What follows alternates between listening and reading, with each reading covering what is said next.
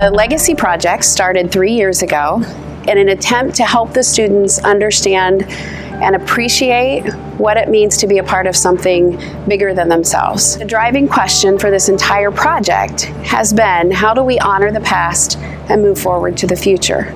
And this is a goal that definitely was going to take more than just 1 year. The first year's group of students in 2017-2018 did the research. And then there was a winning proposal, which is the raising funds, okay, and purchasing one of those blueberries that you see around the community and painting it to commemorate Lincoln Junior High as it is today, and to put that out front of the new building. Last year's team took on the task of raising the funds to actually purchase the blueberry. They hosted a Halloween maze and we earned money for it. We designed our own rooms. There was 4 separate rooms and we got to participate in it while people came. It's a pretty fun time. They did it in a matter of 4 weeks' time. And we got to choose whatever we wanted to do, and I chose the electric chair. And I just had to scream at the top of my lungs so it could sound like I was actually getting shocked. This year's group of students, they will apply a QR code to the blueberry, which will link them to a virtual time capsule. We have not rolled out the virtual time capsule to this year's class yet. And the time capsule will show generations to come what life was like for a student in 2019. We are also going to do 2 last steps. Miss Wiesenberg, our art teacher, has got involved as well. I'm kind of designing the main basic sections of the blueberry. It's kind of like there's a ribbon around it with different dates and things that have happened in Lincoln history. And we're going to have essentially a contest to see if they can match kind of the vision behind the blueberry. I really like what my art teacher is going with.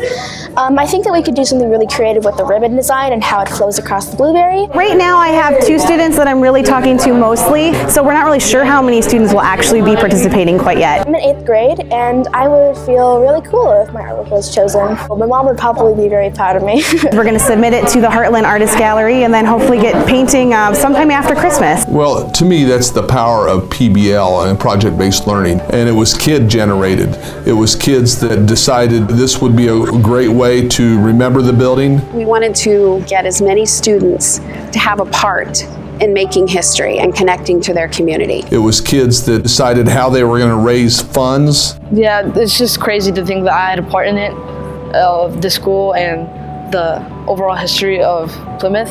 And it was kids that will decide what goes on that blueberry. So even when that QR code is no longer a viable link, we can still honor the past that it came from and look forward to the future. We're excited about that project that our project-based learning team has done.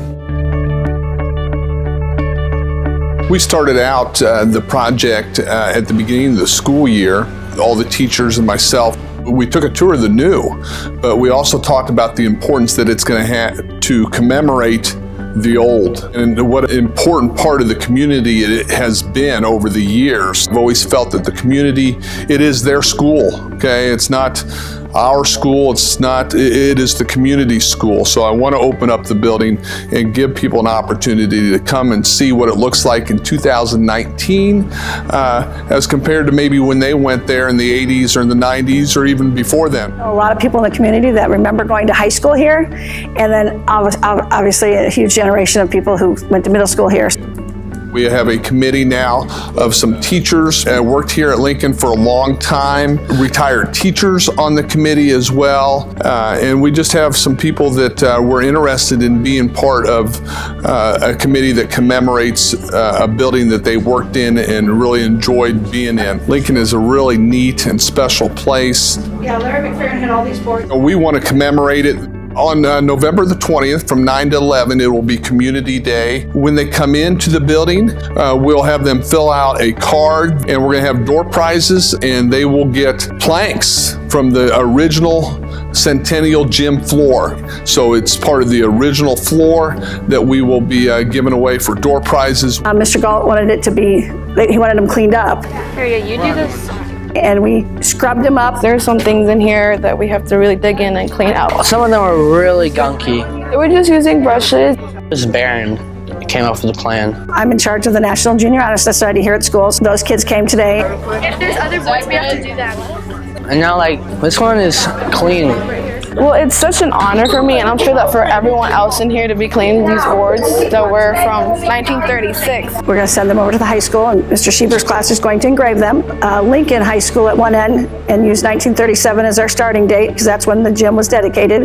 And then at the other end, we're going to have Lincoln Junior High 2020, because that's when that building's coming down. It's going to be a really sad day when, I know my kids played in that gym. It's going to be a really sad day to see it come down. My mom actually went to school here in the 40s and graduated and cheered in that gym. I have a great picture of her cheering in that gym. Actually, Betsy Barron, one of her relatives, made the first free throws in this gym. All four of my kids came through here. All those memories, they're coming down. And then to think of all the ball games that were played in there. So it is kind of emotional. It's a huge honor for us to be doing this. It feels pretty good to like give someone like back like a piece of their childhood. Lincoln is a really neat and special place for a lot of people. We're the last class to like ever graduate from this school. The whole community is welcome. It is a celebration, one of the first celebrations of a building that has been a part of our community for a long, long time.